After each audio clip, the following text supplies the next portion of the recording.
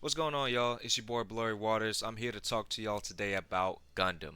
More specifically, Gundam Thunderbolt. I recently read volumes 1 to 5, and I felt I needed to make this. I wanted to talk to y'all about it and just tell y'all my experience of reading this. I would dare say masterpiece of fiction. But before we get into that, let me give you some backstory of what Gundam is before we get into my review. Gundam at its core is a story about war and how war changes people. The universe of Gundam takes place in a future where humanity has expanded into space colonies orbiting Earth. As populations grew, so did tension. The colonies felt controlled, overlooked, and mistreated by Earth's government. Eventually, one powerful colony nation, the Principality of Zeon, declared independence, sparking a massive conflict known as the 1-Year War. This war is fought not just with spaceships, but with towering humanoid combat machines called mobile suits. Basically, the Gundams and the giant robots the series is famous for. But unlike most giant robot fiction, Gundam doesn't treat these machines like toys or power fantasies.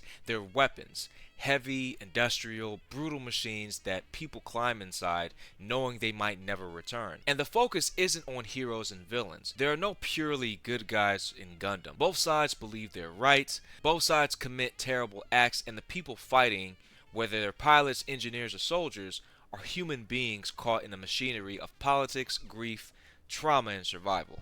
So when we talk about Gundam, we're not just talking about a heroic war story. Thunderbolt zooms into one of the most violent, aggressive fronts of the 1-Year War, a region in space riddled with debris from warships and mobile suits. This area, called the Thunderbolt sector, is wrapped in constant electrical thunderstorms, which makes it a chaotic battlefield where death can pretty much come from anywhere. On one side you have the Earth Federation, on the other you have the Zeon remnants. Thunderbolt isn't necessarily just about who wins, it's really about how these people that are caught in this conflict, what are they willing to do to survive? What are they willing to do just to keep their sanity intact and their humanity at bay? Now here's where the two main pilots come in. You have Io Fleming, a Federation pilot born into privilege, addicted to the adrenaline of battle. He's pretty much the reason why you hear jazz in this series. He loves jazz, listens to jazz anytime he goes into combat, so that's pretty much his signature. And then you have Daryl Lorenz,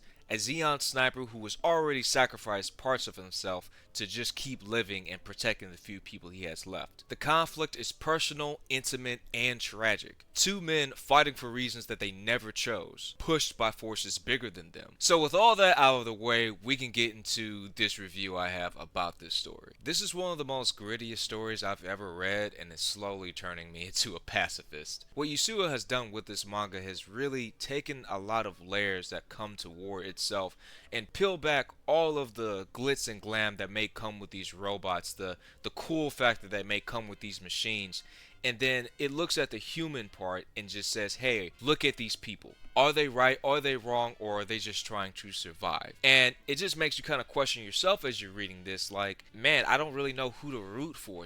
I like this person and I like this person too, but they're caught in this conflict just trying to survive and they're just following orders at the end of the day. Don't get it twisted. There's some absolute dirtbags in this story as well too, and it's just insane how war just takes people, and sometimes you get the best of them, but most of the time you're going to get the absolute worst that humanity can muster up. Like it is insane some of the things I've seen some of these characters do, all in the name to fight for some ideology, or just they've just lost themselves because this war has taken their friends, has taken their life. That just their mental state of mind is just broken, and it's just really insane, man. Like, war is not something to be glorified or gawked at as just something fun, or like there's heroes. No, man, this shit's fucked up. Amongst all this emotion and all this really good storytelling and writing, there's some cool panels in this that, like, the art is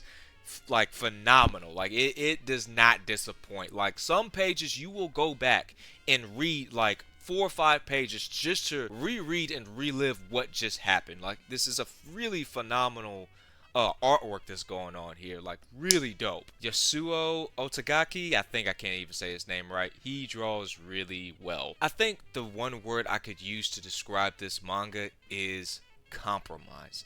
This story, this war, is taking even the best people, like good people, you would think they have to make certain decisions that almost leads you to believe, like, is this really a good guy? Is he or is he really intentionally wanting to do this? The sacrifices people are willing to take to protect their loved ones, their friends, and we look at these characters and it's like, oh, it's cool from the outside just looking at these robots fighting, but these people have a lot to lose. These people are really just trying to survive, and just the grit, the grime, there's just a lot to take in. From reading each book, I would read 2 mangas and I would have to take a break just to digest just the whole conflict, just the characters, what they're dealing with, willing to do whatever to just see the next day, see the next hour, help their friends. It's very tough. With all that being said, Thunderbolt is uncomfortable. It's not there for you to cheer on and look to what side to root for. It's there to make you sit and think.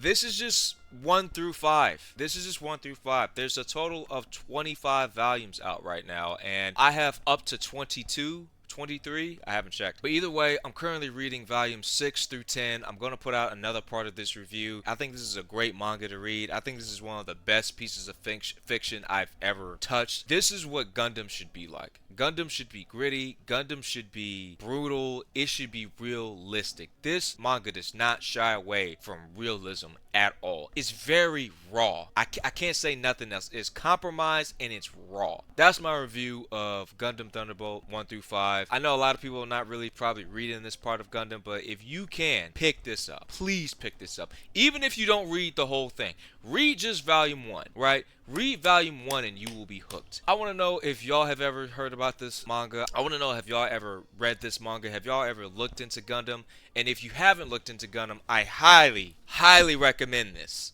I highly recommend this. This is some of the best shit I've ever fucking read in my life. Like, I can't, and I'm not just saying that. I'm really not just saying that. This is absolutely fire. But again, it's your boy Blurry Waters. I hope y'all, subscribe, like. Let me know what y'all think about this. Have you picked this up? Have you read it? And if you are looking into reading something new, please let me know what you think. But, like always, y'all be easy, and I'll catch y'all.